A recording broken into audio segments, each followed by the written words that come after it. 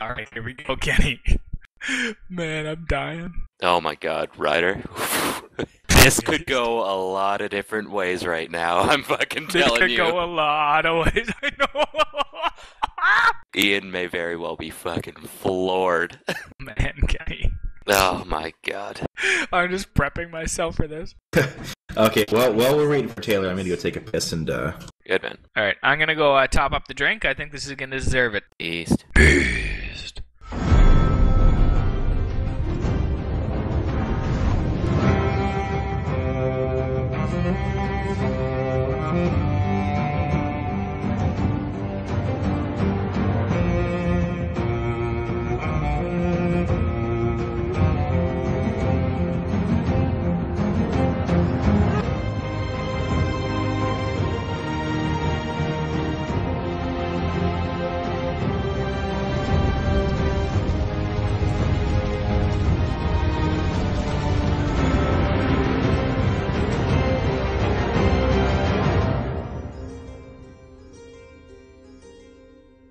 This is gonna be some wicked RP, boys.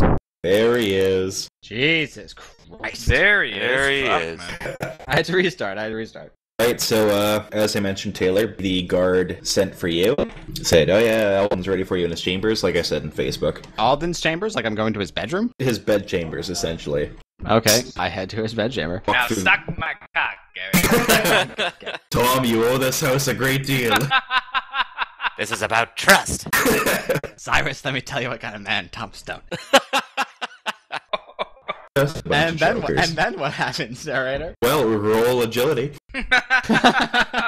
Anyway, carrying on. Tom, as you enter Alden's chambers, you walk through the doorway and instantly you see Cyrus immediately outside the door. I will stop Tom Stone at the entrance to the Lord's chambers, and I will hold one hand out, motioning for Tom Stone's weapons. But I will also make an awareness check to see what he is equipped with, just to determine the truth. You're just eyeing him up, Ken? I'm stopping him, and I'm just going to look him dead in the eyes and say, your weapons, and I'm going to make an awareness check. Like, you would be hiding your knife if you had one, right, Taylor? Or would... It's just my regular use it for anything from skinning to killing people kind of knife. So it would probably be on my belt, semi-covered with clothes, but I'm not overtly hiding it. If it's a knife you typically use, which I imagine it would be if you use it for everything, then Cyrus knows it's there. Yeah, he would have seen me using it like 100 times. So then I just take the knife out, hold it out to him, and I say, no trust. This is about trust. I'll take the knife.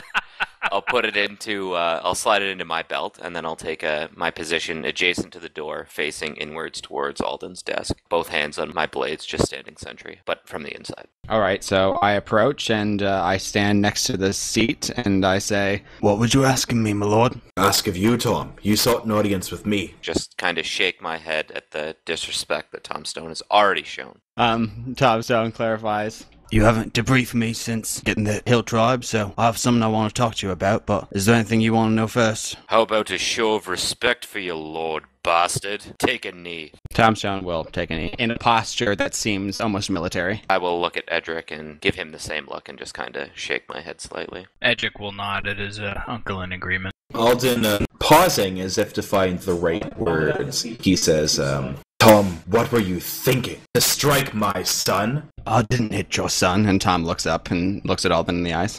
I would never. He went to strike me, my lord. By instinct, I caught his hand. I was reprimanded for sure. What do you think I should have done? Next time Edric aims to strike me, is it your command that I offer him my cheek? Alden shakes his head and looks at Tom. He says, Tom, that is not what we're here for.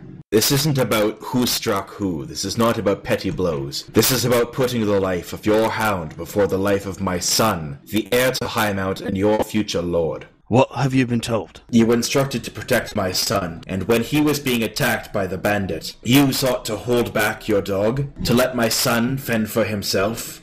No, I recall gesturing for my dog to attack at the right time. It's a delicate business when a hound shall go into fight. The 2 hounds that died, I'm sure you were told of, my lord. They wouldn't have died if they were held back for a moment, but I released them on Edric's command. I held my dog back more strategically. She's worth more than just fodder. More than me. Of course not. She was by your side when you got hit. She was there. Do lies right always on your come flank. on lips like this? I'm not lying. You are lying. That little bitch was at your side while I got struck twice by the black ear. The dog was at your side when you were hit, Edric. The other dogs shouldn't have gone ahead. Dogs are not infantry. Dogs are meant to flank from the side, while a man takes the strikes. A dog is worth more than just the seconds of one blow of an axe. It's going to take 3 years before I can breed and train dogs of the quality that we lost. Is it the years of that training worth more than the blow of one axe? Of course, is it to say would I sacrifice my dog to have taken the hit that Edric took? But that's not what happened. The dog was there next to Edric when he was hit. The man chose to strike at Edric. That isn't my fault. It's not the dog's fault. It's already taken an axe for the house. And then Tom turns to Edric and he says, You were injured in the service of your house. My girl was too. You should share a brotherhood. The dog's not with you, is it? no. Oh,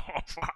I won't smile, won't even change my expression. I'm just gonna look at my Uncle Cyrus, gesture with my eyes for him to speak. That is your interpretation of tactics, bastard. But let me pose a question to you. Who is in command of this mission? Was Edric. And yourself? As such, who should decide what is to be done, what is to be fought, how dogs, of all things, are to be used? When Edric commanded for the dogs to be sent in, I listened against my better judgment. Was I supposed to send my own dog to die too? Tom turns back and looks at Alden. Let me ask you this, Alden. If Edric was to ask the butcher to slit his daughter's throat at his command, should the butcher do it? Should I send my girl to die on command? She didn't choose to be here. She's here to loyalty to me. She's made no oaths. If she chooses to die in the name of her lord, how'd I be asked to make her do it? She's not the house's dog.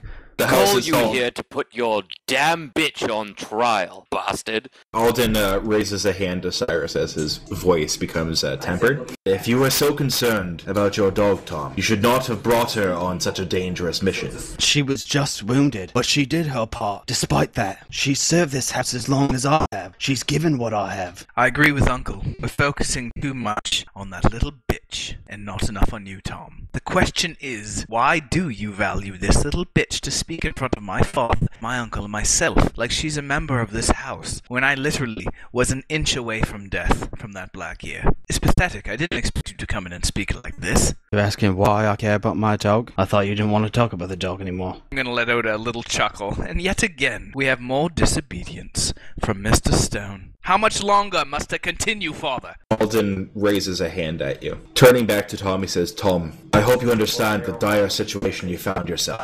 You've not put me in an easy position. I've long considered you my friend and my companion and a loyal member of this house, and now that loyalty is brought into question. Is there anything you'd like to bring to my attention while you're here? Yeah, that Michael has to shut the fuck up.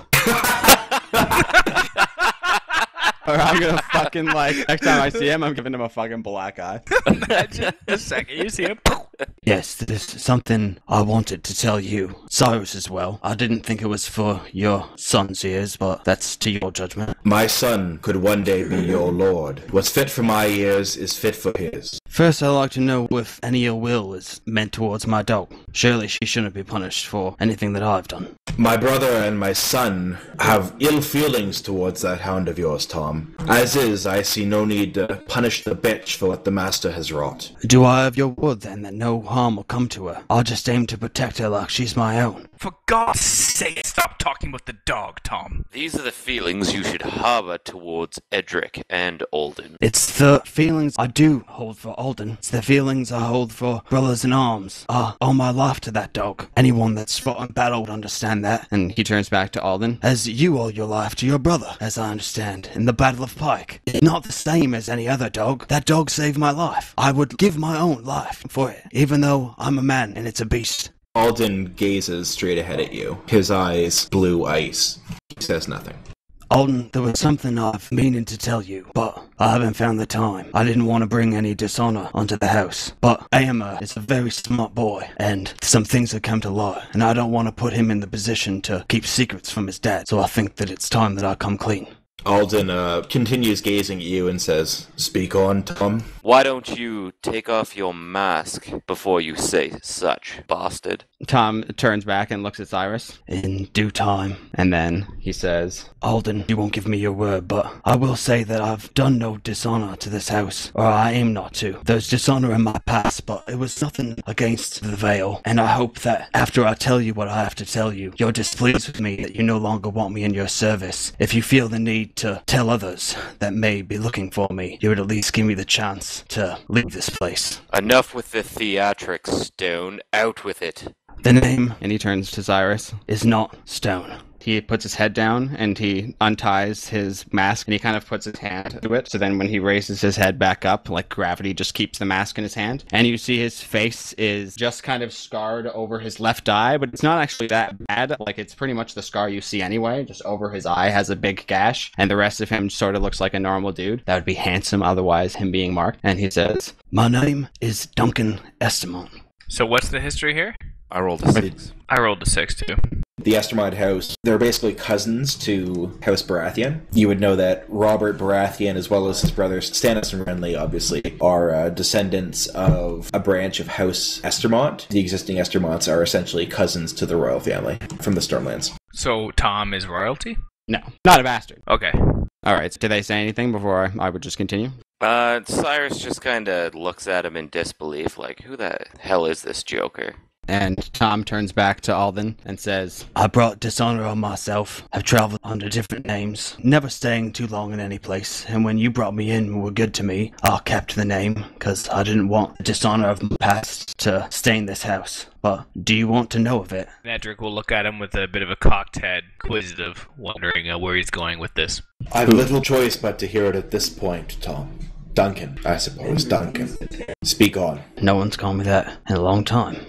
Wants to be a knight, like many, I guess. I squired when it came upon us to fight those islanders. I was an archer at first, but I knew I'd never distinguish myself doing that. So I offered to take up spear or sword at the Battle of Pike. I was in armor, clumsy. I took out my share of men, but soon enough got an axe to the visor. The helmet left the scar more than anything else. Instead of a lordship, I got a marriage to some damned Lannister cousin. She never had a kind smile for me. And I left, despite my vows. You left. I took a share of gold that considered mine and took off, but I made a bad deal with my exit. I hired some pirate to escort me off, and of course he took the gold, threw me overboard, and had nothing. Been hunting and doing ship work ever since. Alden sits still as if to contemplate the ramifications of the story you've just told him. I have proof. What proof would this be? I have my old doublet. Alden shouts to the hallway for a guard, and once one shows his head, where is this doublet hidden, Tom? In my shed next to the garden. It's in the chest next to a couple of my books and a spare lantern. It's not that hidden, it's just at the bottom. Is this chest locked? No. He informs the guard to investigate your claim, to bring the doublet to his chambers immediately, if it exists. and then I reach into my coat and I pull out a little flute that's made of a turtle shell. And I say, The turtle. It's a symbol of my house. I was born on Estamont Island in the Stormlands. And he turns back to Cyrus, and he says, We fought in the same war. I know I shouldn't have broken my vows, but she never touched me, except our bed at night. After a few years of that, I couldn't stand it. You don't even look at me like a woman anymore. It's just imagine like throwing gauntlets against the wall. And just... Sorry. And then he turns back to Alden, and he points to the scar on his face, and he says, Says we were wounded in the same war. Please mercy. So we fought alongside one another, bastard. Yet you deceived my family for years. I didn't tell you my name true, but I've done this house good. I've fed you all, fought for you all. I've killed men for you.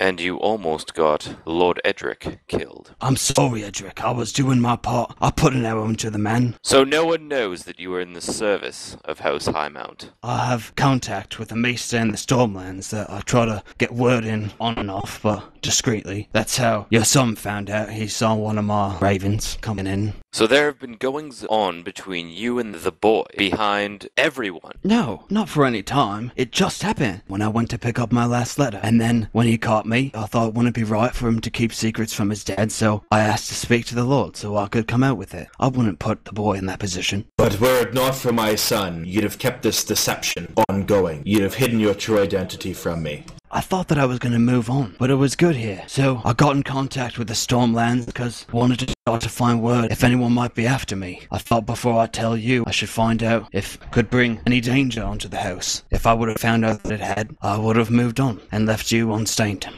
You can't seriously believe any of these lies that spew from the bastard's mouth, Alden. As he said, he was preparing to move on. Clearly he holds no loyalty for this house. As if, fortuitously, the guard returns and he is indeed carrying a dirty, tattered doublet marked with the green turtle of House Estamont.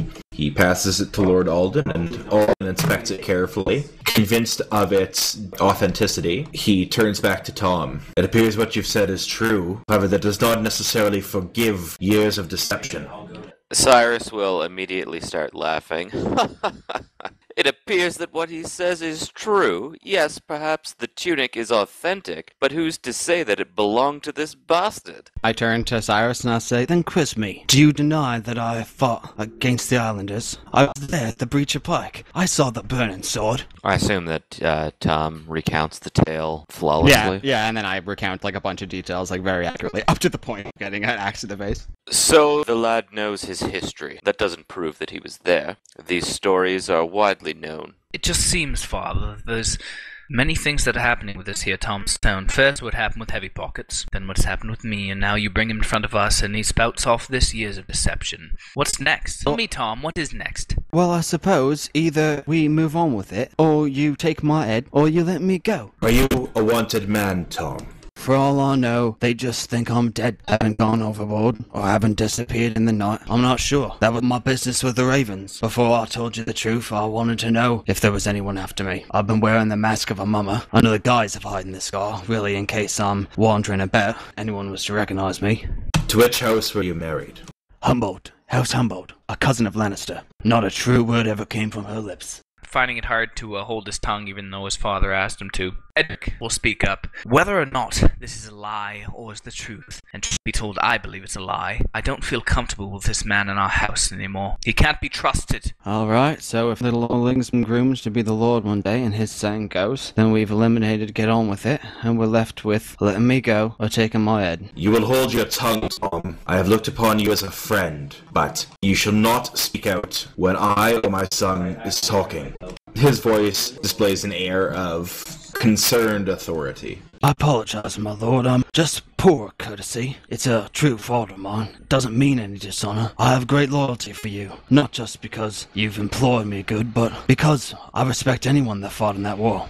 Loyalty enough to deceive him for 5 years. I also fought in that war, and what respect have you shown me? Respect for your prowess in battle. No respect for how you call me bastard and treat me with none. Why would you present yourself as a bastard if you do not wish to be called such? Because bastards are ignored. Apparently not, Cyrus will say as he crosses his arms, just looking at Tom. Alden, bracing himself against his chair, rises to his feet, looming above you as you kneel at his feet, Tom. Shaky, but firm at the same time. He speaks to you, and he says, "You've sent out ravens for your own purposes against any knowledge of this house. You've endangered the life of my steward, and you've endangered the life of my son. You've proven yourself a loyal ally in the past, Tom, but also I have harbored what could be a fugitive for these 3 years without my knowledge. You have kept secrets from me, and you've nearly forced my son, my youngest son, to keep secrets. You are hereby banished from the lands of Highmount under pain of death. You shall not return here. I don't care if you take the black or where you go. I am sorry for this. You have been a friend to me and a close ally. I know some people might see you executed, but I am a kind lord. However, I must remain firm. You have until the morrow to abandon Castle Highmount and flee. You may take your dog with you, and a guard, as well as Cyrus, will escort you to the border of our lands. As I have said, if you return, your life shall be forfeit. Thank you, my lord, for your mercy. And Tom Stone bows and stands and takes a moment and sort of like looks around, and at Alden for maybe the last time, he kind of eyes and gestures towards the Estamont doublet as if like, can he take his doublet? Alden, as you're looking up, locks eyes with you, and in his eyes you see an almost pained expression as if he is sorry for what's happened. He reaches over across the desk and picks up the doublet and passes it to you. Alright, I take it and I sort of fold it up. I kind of put it in my arm as I exit the room. Did he leave his mask behind? I will motion to take it from Tom Stone before he leaves. Alright, I hand it to you. Cyrus then looks at you dead in the eyes, leans in close to you, and says, "No more lies." And then he throws the mask on the floor and stamps his boot upon it, shattering it into many pieces. Before you leave the room, and you turn away from Alden's desk, I'll try to catch your eye. Say, "My father is too soft-hearted. Let us hope you and I do not meet again." Tom ignores that and says to Edric, I'm sorry you're injured, boy. and he leaves. Holy shit. So epic. That was a pretty beast. That was so beast. Oh my god. Are we going to have an escorted out of the veil session? I will go with Tom Stone. I'll follow him out of the room. Now I am insistent upon having a personal detail put on him now that he's been banished from the lands. So since there's no guard available, I will accompany the bastard. And I'm going to pack right now? I don't know. What are you going to do? Yeah, I would go pack. Is that the end of the session, or are we going to pack? I have a lot of shit, so we can go pack, RP. Favorite sweater. Your House Highmount football jacket has to be returned. You cut the letter off it? I will basically be with Tom Stone every second. Are we going to wait till morning before we head out? Like, is there no moment at the time, like, not being seen? Since we've left, and it's kind of up to Cyrus right now because that hasn't been specified, he is forcing Tom to pack up now and leave now. I will take a small retinue of guards with me, and then they'll take your stuff and put it all on the horse, but you'll be on a separate horse. Just be in, like, your clothing, no weapons, no armor. All right. And then once we get to the border, then we'll give you all your crap back. So then they're doing the packing? Yes. So you go in and, like, you can pack, but I'm going to tell the guard, basically turn the place over. Just walk in, start fucking rifling through all your shit. Breastplate has House Highmount's, like, thing on it, because it's a House Highmount breastplate, so I assume you guys don't let me take that. Yeah, most of my other shit's just foodstuffs and things, so I guess whatever I can bard up of that kind of stuff. And my weapons are bundled and my craft tools, mostly that's my shit, and just some of the food that I have. And I go out to my garden to pick some stuff from the garden, and am I under close scrutiny while I go to my garden? Oh yeah, Cyrus is like literally next to you the entire time. Everything that you're doing, not letting you out of his sight. So wait, what? That would be a 10? So you definitely see what I sleight of hand with a 10? Goddamn right. My passive is 21. Yeah, so then when I'm in my garden, I grab a little bag. I'm gonna grab the bag, turn it upside down. It's just a coin purse. Got extra money in it. Pouring so it on the ground. then I motion to pick it up. It's not stolen, it's my wages. Wages that you were not properly entitled to, and I will confiscate the money. Jesus. Gonna pull out his fillings too, Ken?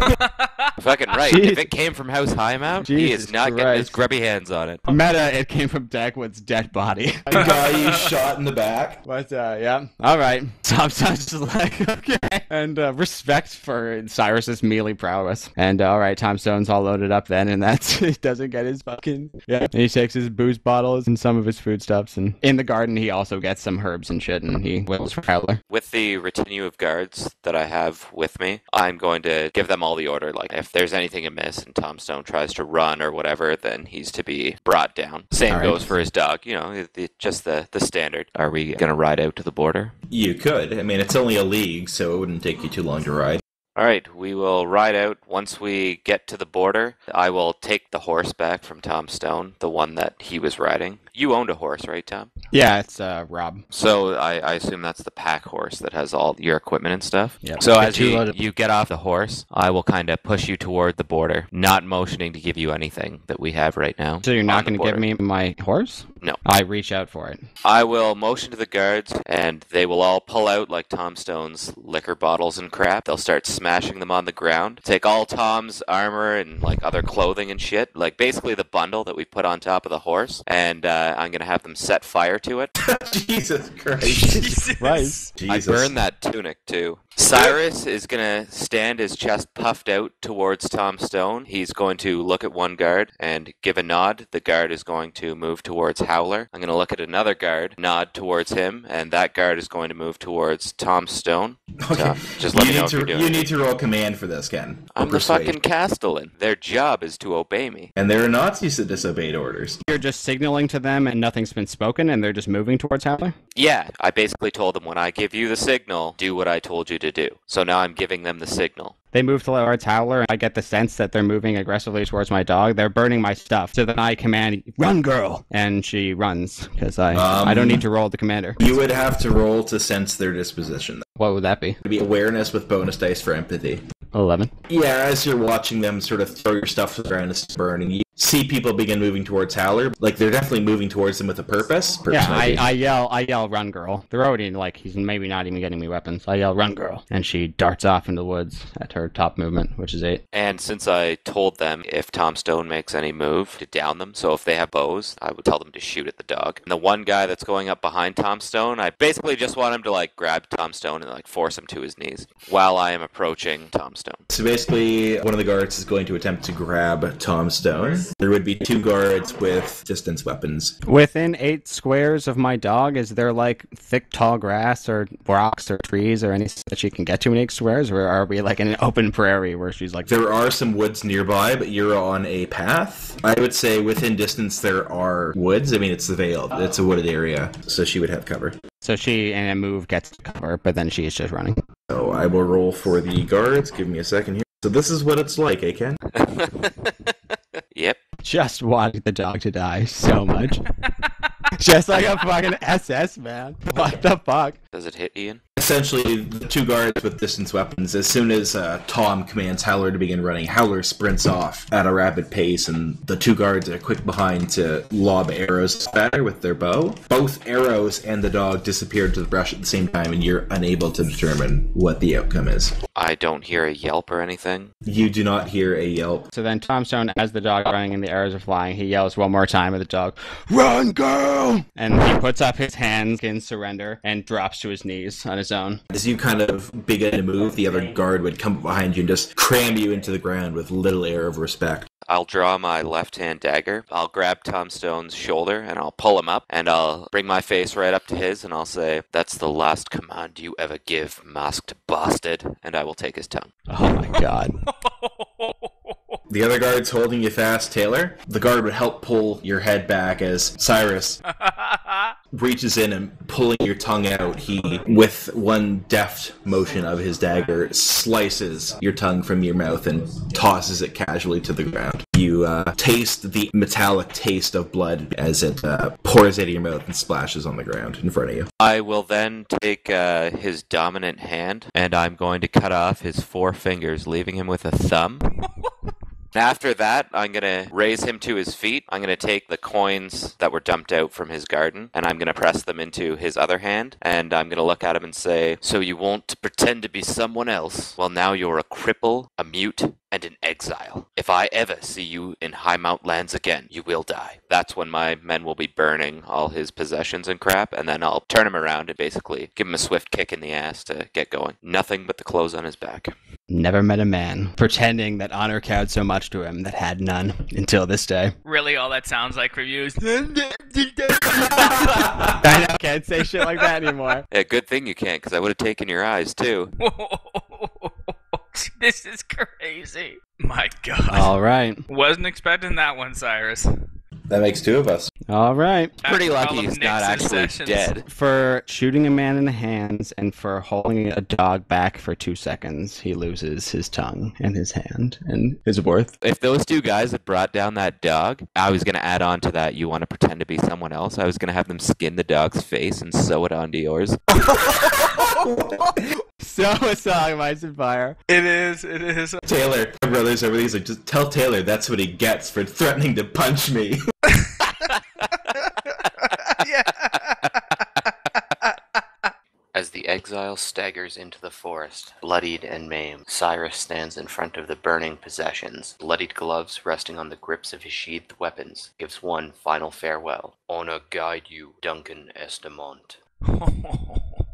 That's interesting. Good man. One might call him lawful evil.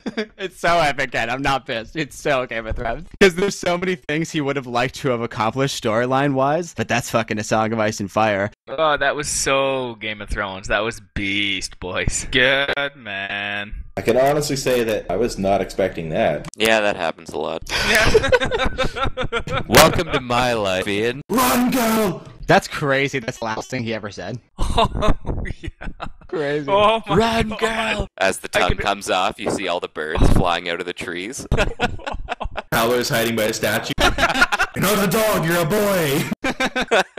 Man, I wish VR existed that we could play the session and then I somehow know. it would like... That'd be so fucked up, though, because then we all, like, take our visors off or whatever, and then we're sitting there with, like, can't just, like, cut my tongue out. Yeah. So, like, that. Sometimes we get kind of fucked up. All right, boys. Fucking great session. Yeah, good man.